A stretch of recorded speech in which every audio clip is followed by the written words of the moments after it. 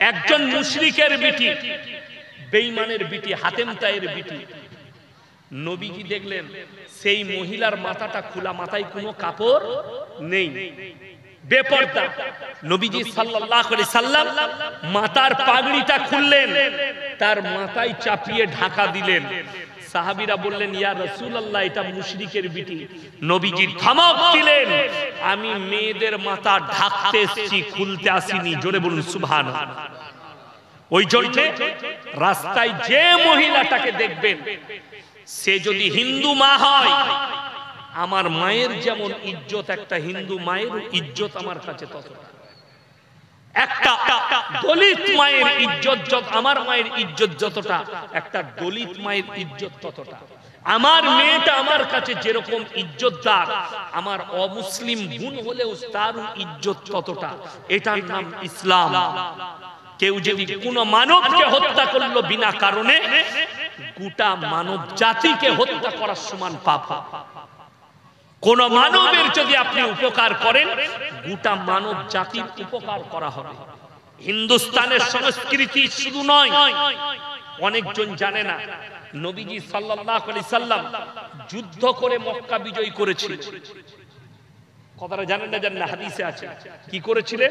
যুদ্ধ করতে হয়েছিল। কাদের সঙ্গে? বেঈমান কাফেরদের সঙ্গে। যেদিনে মক্কা বিজয় করেছে, নবীজি সাহাবীরা সব তলোয়ার নিয়ে দাঁড়িয়ে গেছে। কেন? আল ইয়াউমু ইয়াউমুল মারহামা, আজকে আমরা বদলা নেব। আম্মার ইবনে ইয়াসিনের মায়ের দু পায়ে উট বেঁধে দুদিকে তাড়িয়ে দিয়েছে, তিনি আঁখ ফাড়ার মতো ফাড়া গেছে। হযরতে বেলালের কোমরে আগুন দিয়েছে, উটের পেছনে বেঁধে দিয়েছে। আজকে আমরা বদলা নেব। জানেন নবীজি কি বলেছে? আপনি অবাক হয়ে যাবেন। হে আমার সাহাবীরা, তোমরা আমার পাঁচটা কথার উপরে আমল করবে। জোরে বলুন সুবহানাল্লাহ। নাম্বার 1, বৃদ্ধকে মারতে পাবে না। নাম্বার 2, বৃদ্ধাকে মারতে পাবে না। নাম্বার 3, শিশুকে মারতে পাবে না। নাম্বার 4, আত্মসমর্পণ করলে মারতে পাবে না। নাম্বার 5, কাবা ঘরে প্রবেশ করলে মারতে পাবে না। জোরে বলুন না সুবহানাল্লাহ। এটা ছিল নবীজির মক্কা বিজয়। আজকে অবস্থা দেখুন, মুসলমানের বাড়িতে রাজনৈতিক হিংসায় আগুন ধরাচ্ছে, অথচ হাদিসে আছে এক মুমিন আর এক মুমিনের ভাই ভাই। আপনাদেরকে উদাহরণ দিই, রামপুরহাট, বীরভূম ডিস্ট্রিক্ট।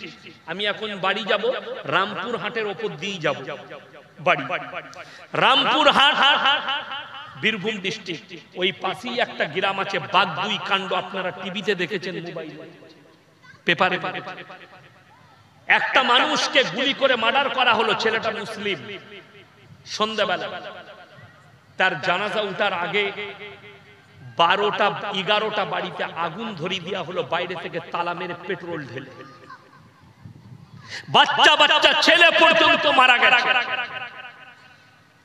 প্রথমেই একটা মুসলিম পরিবার শেষ, মার্ডার হলো। আবার এই 11 আর একে কটা? কথা বলেন, 12টা পরিবার শেষ, 12 জনই মুসলিম। সিবিআই চার্জ হাতে নিয়েছে, 40 জনকে অ্যারেস্ট করেছে। 40টাই মুসলিম যুবক। 12 আর 40-এ কত? 52টা মুসলিম পরিবার শেষ। মেরেছে মুসলমান, মরেছে মুসলমান, জেলেতে মুসলমান। কষ্টটা এই জায়গায়।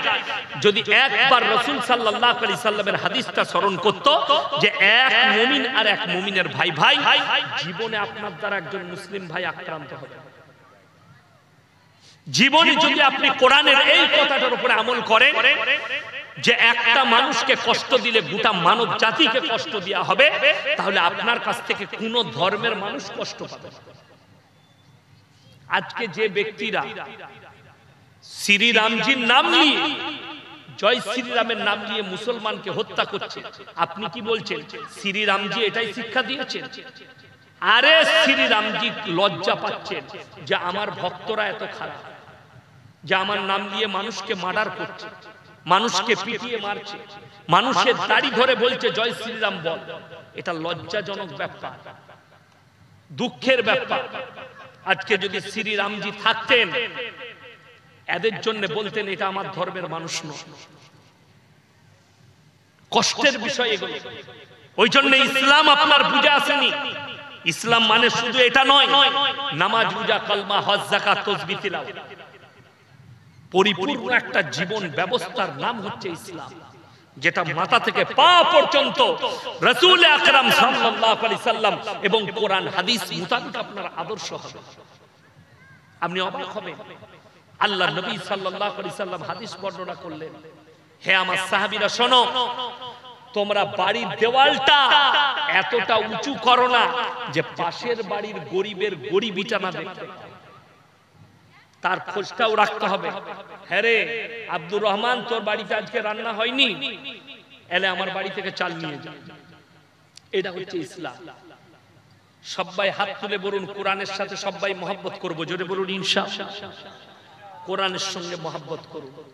আল্লাহর কসম করে বলছি, জিন্দেগির পথ এই কোরআনটাই কি লেখা আছে জানেন? প্রথমেই ইহদিনাস সিরাতাল মুস্তাকিম লেখা আছে না? এই কোরআন তোমাকে সোজা পথ দেখাবে। যদি বলেন কোরআনটা কেমন কিতাব, আমি বলবো কোরআনের সূরা বাকারার প্রথমেই লেখা আছে যালিকাল কিতাবু লা রাইবা ফি, এর মধ্যে বিন্দু মাত্র সন্দেহ নেই। ওই জন্য কোরআনের সবাই মহব্বত করবো। জোরে বলুন ইনশাআল্লাহ। আমি একজন মাদ্রাসাওয়ালা, আপনারা অনেক টাকা দান করেছেন, আল্লাহ যাদেরকে পয়সা দিয়েছে, কোরআনে আছে তিনটে ব্যক্তি যদি হাত পাতে তাদের হাতকে জীবনে ফিরাবে না। কটা বললাম? তিনটে।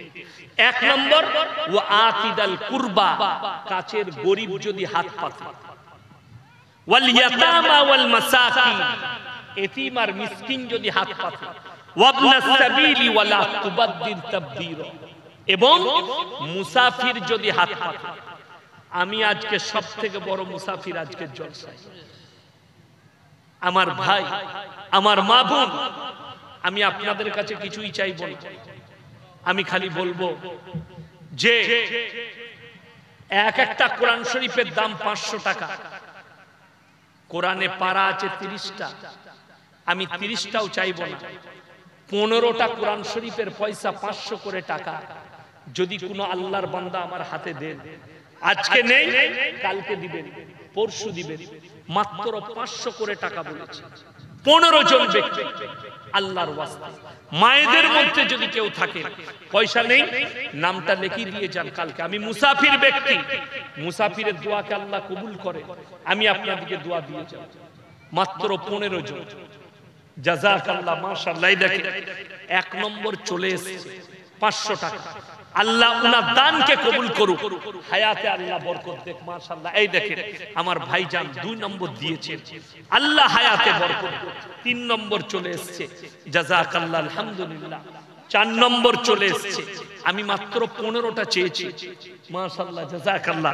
এই দেখেন 5 নম্বর চলে এসেছে, 6 নম্বরও এসেছে, আল্লাহ দানকে কবুল করুক, জাযাকাল্লাহ, মাশাআল্লাহ। 100 টাকা একজন দিয়েছে। 7 নম্বর চলে এসেছে, আমার ভাই 15টা চেয়েছে।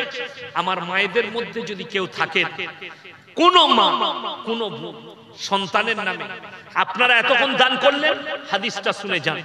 জাকিরা হাদিসে আছে গচ্ছিত সম্পদ। নবীজি বললেন কিয়ামতের দিনে এর এক একটা বদলা ফেরত দেওয়া হবে।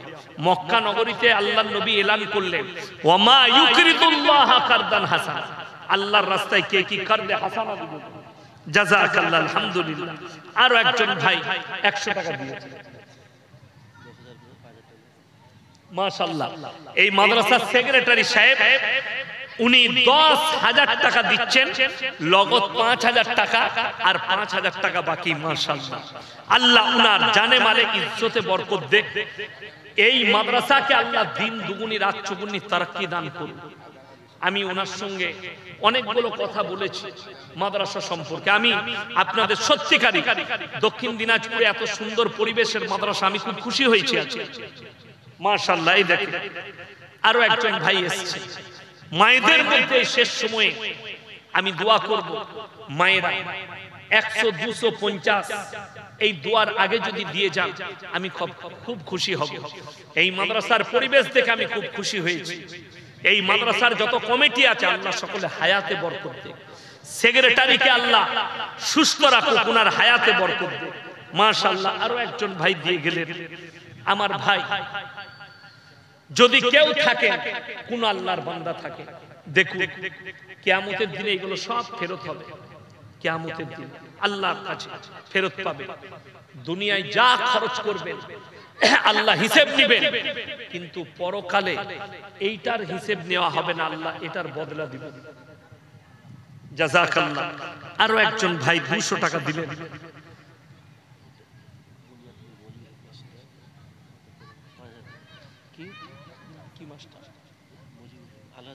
আচ্ছা, আলহাজ মুজিবুর রহমান মাস্টার সাহেব, উনি বুনিয়াদপুরের, উনি 5000 টাকা দিয়েছেন।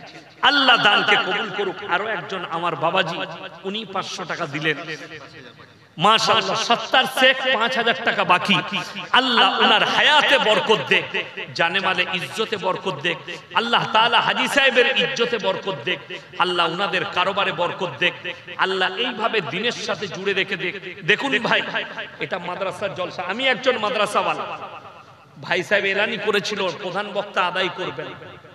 আমি কেন চাইছি, এইখানে শুধু আপনারা কমিটির লোক নেকি পাবে তা হলে হবে না, আমাকেও নেকি পেতে হবে। তাই আমি একটু হাত বাড়ালাম আপনাদের কাছে, ভিক্ষা হিসাবে চাইলাম।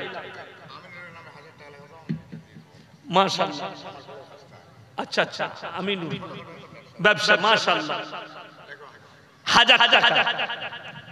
আমি আফাজুল শেখ 1000 টাকা। মাশাআল্লাহ। অসুস্থ, আল্লাহ সুস্থতা দান করুক। আল্লাহ জানে মালে ইজ্জতে বরকত দেখ, কারবারে আল্লাহ বরকত দেখ। মাশাআল্লাহ। মায়েদের কাছ থেকে একজন মা 100 টাকার মতো পাঠিয়েছেন। আল্লাহ দানকে কবুল করুক, হায়াতে আল্লাহ বরকত। মাশাআল্লাহ। সাইদুর রহমান ভাই মাদ্রাসায় একটা ফ্যান দান করেছেন। আল্লাহ দানকে কবুল করুক, নেক নিয়তকে আল্লাহ পুরো করুক। মামুন মুরাদ ভাই বিশ্বাসপুকুরে বাড়ি,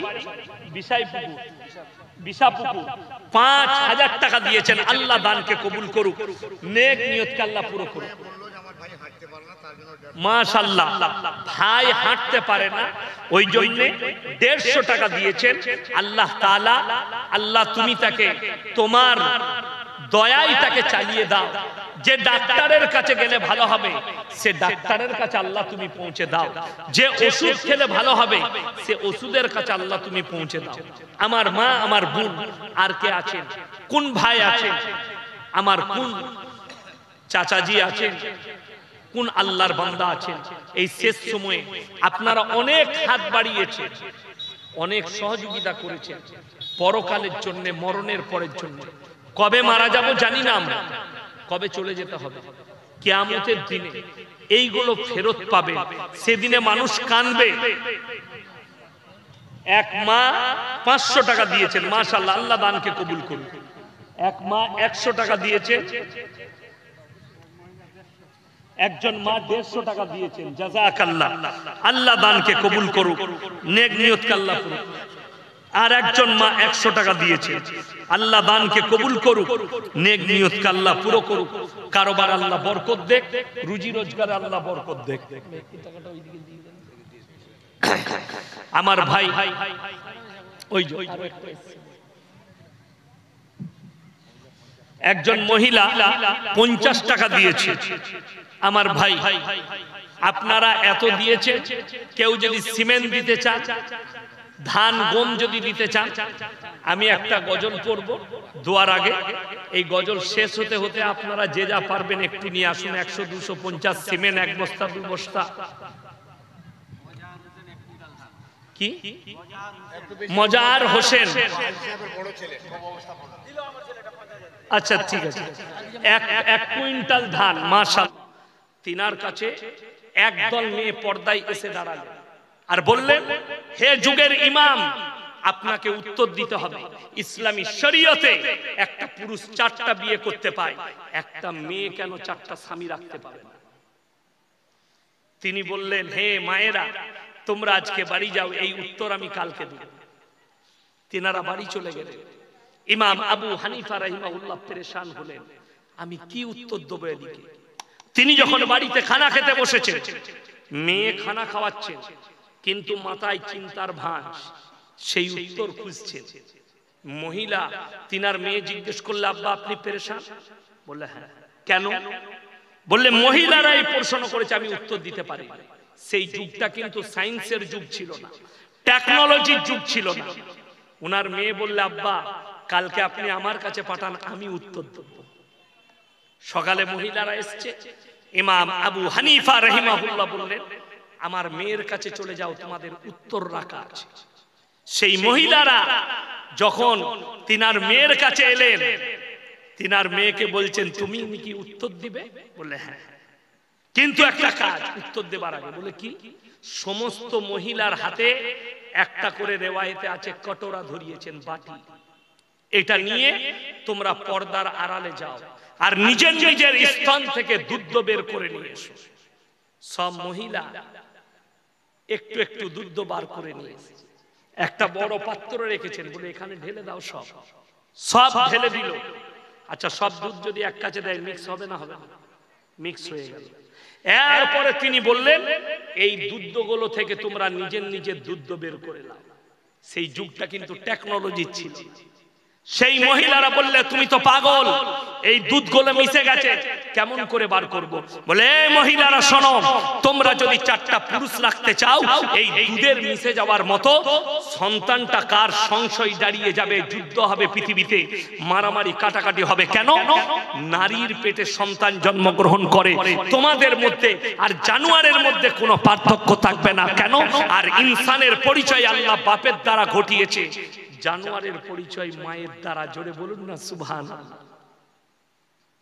চলুন এরপর যারা পশ্চিমী দুনিয়াকে ফলো করতে চাইছে, যে ওই দুনিয়াটা সব থেকে ভালো, আমেরিকার কাছে প্রযুক্তি আছে, আমেরিকার কাছে নাসা আছে, আমেরিকার কাছে সায়েন্টিস্ট আছে, আমেরিকার কাছে বৈজ্ঞানিক আছে, তাদের কাছে প্রযুক্তি আছে, কিন্তু বড় কষ্টের বিষয়, আদর্শ তাদের কাছে নেই। আদর্শ কাকে বলে আপনাকে বলে দিই। আমেরিকা, লন্ডন, জাপান, জার্মান, উত্তর কোরিয়া, দক্ষিণ কোরিয়া, ব্রাজিল, চায়না, যতগুলো বেঈমান কাফের দেশ আছে, তারা তাদের পার্লামেন্টে পাস করিয়েছে কি, এরপর থেকে যদি কোনো সন্তান বাঁচতে চায়, মায়ের পরিচয়েও বাঁচতে পারবে। যারা যুবক আছে, যারা ফুটবল খেলা দেখে, ফুটবল খেলে, দামি প্লেয়ার যাকে ফুটবল সম্রাট বলা হয়, তার নাম হচ্ছে দিয়েগো মারাদোনা। নাম শুনেছেন না শুনেননি? 11টা প্লেয়ারকে কাটিয়ে গোল দিয়েছিল। সে যখন বিয়ে করতে গেছে, তার 9 বছরের মেয়েকে সাথে করে নিয়ে গেছে। সেটার নাম কাফেররা, বেঈমানরা দিয়েছে রিলেশনশিপ। বিয়ের আগে ছেলে। আগে দেখবেন ছোটবেলায় আমার বাপ চাচারা আমাদিকে কি বলতো, এই তোর বাপের বিয়ে দেখেছিস? বলতো না? বলতো। কিন্তু এখনকার ছেলেরা বাপের বিয়ে দেখছে। লিওনেল মেসি তার 5 বছরের ছেলেকে নিয়ে তার মাকে বিয়ে করতে গেছে, মানে বিয়ের আগে ছেলে। সিস্টেম কি বার করেছে শুনে নে। তোমার সঙ্গে রিলেশনশিপে থাকবো, ছেলে হবে, যা হবে ঠিক আছে, যদি মনোমিলন হয়, যদি মিল খাই, থেকে যাব, বিয়ে করব। যদি মনের মিল না হয়, তুমি আলাদা, আমি আলাদা, আবার আমি অন্য পুরুষ ধরবো। আর এই হারাম সন্তানগুলো মায়ের পরিচয়ে বাঁচবে, কিয়ামতের সকাল পর্যন্ত ইসলামে হারাম। মুসলমানদের কাছে সব থেকে বড় পাপটা দ্রুত গতিতে যেটা ছুটে এসছে, তার নাম হচ্ছে পরকিয়া। লোকের বউকে নিয়ে পালিয়ে গিয়ে ঘর করা। বিসমিল্লাহ। কেমন করে? আপনি যদি শুনেলেন, এখনকার সমাজের লোক নামাজ পড়ছে, অথচ লোকের বউকে নিয়ে পালিয়ে এসে ঘর করছে, অথচ সে নিজেকে মুসলমান ভাবছে, মুমিন ভাবছে। মুমিন নয়, সে বেঈমান। কোরআনকে অস্বীকার করেছে, রাসূল সাল্লাল্লাহু আলাইহি সাল্লামের আদর্শকে অস্বীকার করেছে, সে আর মুমিন থাকতে পারে না, সে বেঈমান হয়ে যাবে। যতক্ষণ পর্যন্ত তার আগের স্বামী তালাক না দিচ্ছে, পৃথিবীর যদি কাবা ঘরের ইমামকে নিয়ে এসে ইজাব কবুল করার নিকাহ পড়ার নিকাহ হবে না। স্বামী তালাক দেবে, 3 মাস 10 দিন নারী ইদ্যত পালন করবে, তারপরে অন্য পুরুষ গ্রহণ করতে পারবে, তার আগে না। কোন মহিলা যদি বলেন আমার স্বামী হুজুর আমাকে জ্বালাচ্ছে, মদ খায়, অত্যাচার করে, কিন্তু আমার স্বামী আমাকে তালাক দিচ্ছে না, তার জন্য ইসলামী শরীয়তে লাইন আছে, ইমারতে শরিয়া, পার্সোনাল ল বোর্ড, কোর্ট আছে, ইসলামী কোর্ট। আপনি যাবেন, স্বামীর কাছে প্রথম মাসে একটা চিঠি যাবে, চিঠিতে লেখা থাকবে আপনার অত্যাচারের কথা। স্বামী যদি উত্তর না দেয়, দ্বিতীয় মাসে চিঠি যাবে, উত্তর এলো না, তৃতীয় মাসে চিঠি যাবে, উত্তর এলো না, তার নাম হচ্ছে খোলা তালাক। তারপরে তুমি ইদ্যত পালন করবে, অন্য স্বামী গ্রহণ করবে। কিন্তু তালাক হওয়ার আগে যদি কেউ পালিয়ে যায় আর তার সঙ্গে ঘর করে, আমি আল্লাহর কসম খেয়ে বলে যাচ্ছি, পৃথিবীর যত দামি লোককে দিই, দামি মৌলবীকে দিই নিকাহ পড়ান, নিকাহ হারাম, নিকাহ হবে না। এই কথাটা মুসলমান নারী পুরুষকে বুঝতে হবে। ইসলামে কিয়ামতের সকাল পর্যন্ত হারামটাকে হালাল করা যাবে, যাবে সকাল পর্যন্ত কিয়ামতে। ওই জন্য প্রত্যেকটা ভাই ইমানের উপরে টিকবো, জোরে হাত তুলে বলুন ইনশাআল্লাহ। আমরা আমার ইমানকে মজবুত করব, বিবিদিকে দিন বুঝাবো, ইসলাম বুঝাবো। আমার ভাই, আপনি অবাক হবেন বেঈমান কাফেররা কিভাবে আপনার ঈমানগুলোকে চ্যুত করছে, আপনাকে লাইনচ্যুত করছে, আপনি অনুভব করতে পারবেন তারা কিভাবে করছে। আপনি কি ভেবেছেন তারা আপনার পেছনে মেহনত করেনি? 24 ঘন্টা মেহনত। সবথেকে দামি মেহনত যেটা কামিয়াব হয়েছে তার নাম মোবাইল। এই মোবাইলটা 90% ক্ষতি করেছে, 10% লাভ পেয়েছে। লাভটা কার? যারা ব্যবসায়ী, তাদের, যারা কাজ কারবার করে তাদের। আপনার সন্তানকে মোবাইল দিয়েছেন, ক্ষতি করেছে। আপনার মেয়েকে মোবাইল দিয়েছেন, ক্ষতি করেছে। বড় ক্ষতি যতগুলো ছেলে মেয়েকে তাদের বাবা মারা মোবাইল কিনে দিয়েছে, আর এই মোবাইলের দ্বারা জিনায় লিপ্ত হয়েছে, ওই পাপের ভার মা বাবারাও পাবে। লিখে নিয়ে যান, মা বাবারাও পাবে। বেশিরভাগ স্কুল কলেজের ছেলেরা নিজেদের যৌবনকে শেষ করে দিচ্ছে বিবাহে, তারপরে তাদের দাম্পত্য জীবনটা শেষ হয়ে যাচ্ছে। পুরুষের দাম্পত্য জীবন শান্তি নেই, সুখ নেই। তারা মৌলবীর কাছে ছুটছে, ডাক্তারের কাছে ছুটছে, ওষুধওয়ালার কাছে ছুটছে, যে যা হোক করে ওষুধ দেন, আমার যৌবন ক্ষমতা শেষ। বহু একটা নদিয়া ডিস্ট্রিক্টের ছেলে, কোন জায়গার বলবো না, আমাকে ফোন করে বলছে, হুজুর আমি এমন একটা পাপে জড়িয়েছি, আমি প্রত্যেক দিন নামাজও পড়ি, 5 ওয়াক্তের হস্তমৈথুন করি। আমি বললাম নাউজুবিল্লাহ, তুমি এত বড় পাপে জড়িয়ে কি করব হুজুর, কি করে বাঁচবো? আমি বললাম তোমার কাছে মোবাইল কি আছে? বললে অ্যান্ড্রয়েড মোবাইল আছে, স্ক্রিন টাচ। আমি বললাম মোবাইল বেচে দাও, ছোট মোবাইল কিনো কথা বলার জন্য।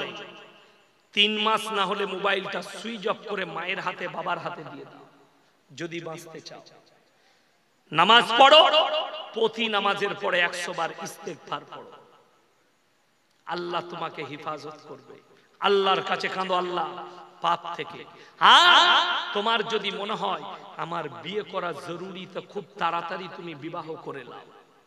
ছেলের যদি উপযুক্ত বিবাহ বয়স হয়, আর কোন মা বাবা যদি তার বিয়ের জন্য কোন রকমের কোন ভ্রুক্ষেপ না দেয়, সেই ছেলের নিজের পছন্দ মতো বিয়ে করা জায়েজ আছে। আপনাদের জানা নাই মাসলা? যদি কোন মা বাবা, আমাদের সমাজের কি উদ্দেশ্য, নিজের পায়ে দাঁড়াও তারপরে বিয়ে করবে, কিন্তু ইসলাম এটা বলেনি। রুজির মালিক সকলে বলুন কে? রুজির মালিক যদি আল্লাহ হয়, আপনাকে, আমার যেদিনে বিয়ে হয়েছে, আমার যখন বিয়ে হয়েছে, আমার মাদ্রাসায় কত বেতন ছিল জানেন? 2000। কত বললাম? 2000 টাকা বেতন। আমার আব্বাজি বললে, রুজির মালিক আল্লাহ, তুমি বিবাহ করো। আল্লাহ সুখী করেছে। আজ পর্যন্ত যেদিনে 2000 ছিল সেই দিন থেকে আজ পর্যন্ত কোনোদিন আল্লাহ অভাব দেয়নি। আপনার বিশ্বাস আর ইয়াকিন আল্লাহর উপরে থাকতে হবে। আপনার বিশ্বাস আল্লাহর উপরে থাকতে হবে যে রুজির মালিক আল্লাহ। ওই জন্য তো কোরআনে আছে ওয়ালা তাকতুলু আওলাদাকুম খাশিয়াতা ইমলাক নাহনু নারযুকুহুম ওয়া ইয়্যা। তোমরা দরিদ্রতার ভয়ে তোমাদের সন্তানকে কতল করো না। যারা মায়ের পেটের বাচ্চাকে নষ্ট করে, কতল করে দেয়। আমি একজন আমার উস্তাদকে জিজ্ঞেস করলাম, मुफ्ती यूसुफ साहब ताउली कि हजरत जो लोग अपने पेट के कोख के बच्चे को कत्ल कर मार देते हैं दवाई से, इंजेक्शन से, इनका क्या होगा? हजरत बोले भाई उनको कहो कि अल्लाह से माफी मांगे और अल्लाह का मर्जी है या माफ करे या ना करे, यह अल्लाह का मर्जी है। বড় পাপ পেটের সন্তানকে কতল করা। যারা মনে করছেন আমার স্ত্রীর পেটে 5 মাসের বাচ্চা নষ্ট করে দিয়েছি, লিভার প্রয়োজন মনে করি, অভাবের ভয়ে, তারা কান খুলে শুনে যান। যারা অভাবের ভয়ে নষ্ট করেন আর মনে মনে ভাবছেন রক্ত হয়ে নেমে গেছে পিশাবের রাস্তা দিয়ে পায়খানার চেম্বারে, নদ নদী নালায় পৌঁছে গেছে, তাদেরকে কোরআন শোনাচ্ছি 29 পারা সূরা কিয়ামা। আল্লাহ কসম খেলেন লা উকসিমু বিয়াউমিল কিয়ামা, আমি কসম খাচ্ছি কিয়ামতের দিনে, ওয়ালা উকসিমু বিন্নাফসিল লাওয়ামা, আর আমি কসম খাচ্ছি ওই সমস্ত আত্মার, আয়াহসাবুল ইনসানু আল্লা নাজমা ইদামা বালা কাদিরিনা আলা আন নুসাউবিয়া বানানা। যারা মনে করে আমরা মরে যাওয়ার পরে, মিটে যাওয়ার পরে আল্লাহ পুনরায় কি করে দাঁড় করাবেন, আল্লাহ উদাহরণ দিয়েছেন কোরআনে। এক জায়গায় অন্য জায়গায় বলেছেন এই যে ঘাস দেখছেন এগুলো বৃষ্টি হওয়ার কারণে বের হয়েছে না হয়নি? বৃষ্টি হওয়ার কারণে। আচ্ছা বৈশাখ জ্যৈষ্ঠ মাস এলে এই ঘাসগুলো থাকবে না, মরে যাবে, সব শুকিয়ে মারা যায়। আল্লাহ কোরআনে বললেন যেমন ভাবে ঘাস মারা যায়, আবার আষাঢ় মাসে বৃষ্টি বর্ষণ করে আমি আল্লাহ তাদেরকে জীবিত করে তুলি, ওইভাবে মানুষকে পুনরায় জীবিত করার ক্ষমতা আমার আল্লাহর আছে। জোরে বলুন সুবহানাল্লাহ। বালা কাদিরিনা আলা আন নুসাউবিয়া বানানা বাল ইউরিদুল ইনসানু লিয়াফজুরা আমামা। শুধু মানুষের আকৃতি নয়, তোমাদের আঙ্গুলে যে দাগ আর লকির আছে আমি ওইভাবে মানুষকে পুনরায় জীবিত করব। আপনার চোখ দিয়ে পানি আসা দরকার। যারা পেটের বাচ্চা সন্তান নষ্ট করছে, যারা বাচ্চাকে নষ্ট করে দেয়, সেই মা দিকে বলবো নামাজের পাটিতে যে আসে সে সবাই নিজের রুজি মেপে আসে।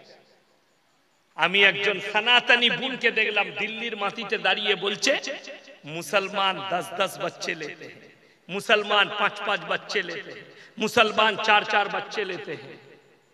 বড় কষ্টের বিষয় যে বলছে মুসলমান 4-4 बच्चे लेते हैं, 5-5, तो सरकार नौकरी कहां से देगी, मकान कहां से देगी, नौकरी कहां से देगी, रोटी रोजी कहां से देगी? मेरे बहन तुम अपने भगवान पे विश्वास नहीं करती, लेकिन हम अल्लाह पे विश्वास करते हैं कि रोजी देने वाला सकले बोलून के अल्लाह, ये हम विश्वास करते हैं, लेकिन तुम नहीं करती। কেন শুনেলেন? যারা বলছেন যে মুসলমানরা 10টা করে ছেলে মেয়ে লাই, রবীন্দ্রনাথ ঠাকুর বাপের 9 নম্বর সন্তান ছিল। কত বললাম? 9 নম্বর। যোগীরা 7টা ভাই, মরহুম তারাজালি, দারাজালি, দারাকান্দি 500 টাকা দিয়েছে, মাশাআল্লাহ। শুনেন, প্রত্যেকটা ভাইকে বলে যাচ্ছি যে আসছে সে রুজি মেপে আসছে, কেউ নিজের পেটের সন্তানকে কতল করবেন না। লাস্টে বলবো আল্লাহ যাদেরকে মাল দিয়েছে 3 জন যদি হাত পাতে কখনো তাদের হাতকে ফিরাবেন না। কজন বললাম? 3 জন। কোরআন বলছে ওয়া আতিদাল কুরবা হাক্কাহু ওয়াল মিসকিন ওয়া ইবনাস সাবিলি ওয়া লা তুবাদদির তাবদীরা। 1 নম্বর ওয়া আতিদাল কুরবা, তোমার কাছের গরিব যদি হাত পাতে তাদের হাতকে ফিরিও না। ওয়াল ইয়াতামা ওয়াল মাসাকিন। 3 নম্বরটা হচ্ছে 2 নম্বর, এতিম আর মিসকিন যদি হাত পাতে তাদের হাতকে ফিরিও না। ওয়াবনাস সাবিলি ওয়ালা তুবাদদির তাবদীরা। আর মুসাফির যদি তোমাদের কাছে হাত পাতে তাদের হাতকে ফিরিও না। কেউ যদি হাত পাতে মাথায় রাখবেন, আপনি যদি 1 টাকা দান করেন, 2 টাকা দান করেন, মনে মনে ভাববেন আল্লাহ তুমি আমাকে দেনেওয়ালা বানিয়েছো, চাহনেওয়ালা বানাও, হাত পাতনেওয়ালা বানাও। কাছের গরিব। লাস্টে বলেছেন ইন্নাল মুবাদদিরিনা কানু ইখওয়ানাশ শায়াতিন ওয়া কানা শাইতানু লিরাব্বিহি কাফুরা। যারা অপব্যয়কারী তারা হচ্ছে শয়তানের ভাই। অপব্যয় কি? আপনার হালাল টাকা গানের পেছনে, বাজনার পেছনে, ইসলাম বিরোধী কাজে, রাসূল বিরোধী কাজে আপনি খরচ করেছেন, তা জেনে রেখে দিবেন আপনি অপব্যয় করেছেন।